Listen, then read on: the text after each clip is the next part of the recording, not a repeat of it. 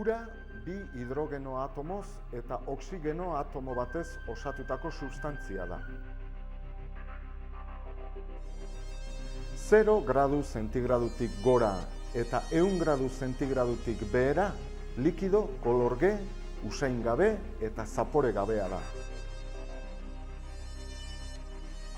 Ura 0 gradu zentigradutik behera solido bihurtzen da.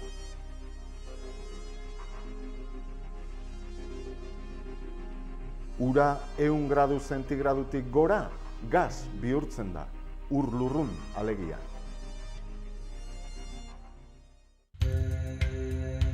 Gaur egun, energia hidraulikoa elektrizitatea lortzeko erabiltzen da nagusiki.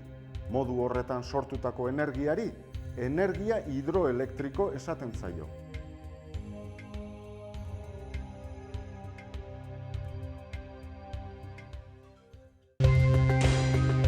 Ur-lasterreko zentralak urez hornitzeko ibai edo erreka baten urremariaren parte bat berezko ibilbidetik desbideratzen da lehenengo.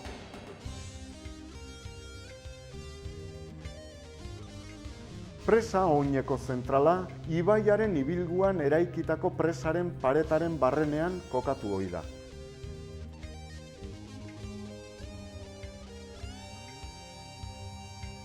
Turbina, sorgailua eta transformadorea dira zentralen osagai nagusiak.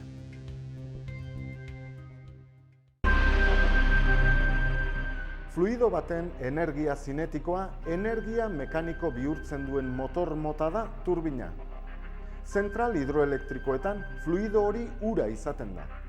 Urak ardatz finko batean ezarritako gurpil baten beso edo palak bultzatzen ditu gurpila biraraziz.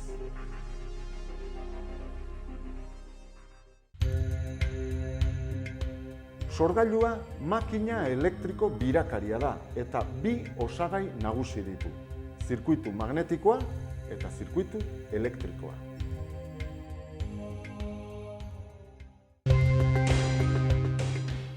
Transformadorea makina elektriko estatikoa da, motorra eta sorgailua ez bezala.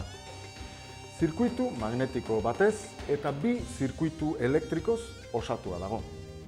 Zirkuitu magnetikoaren eta zirkuitu elektrikoen artean indukzio elektromagnetikoa gertatzen da.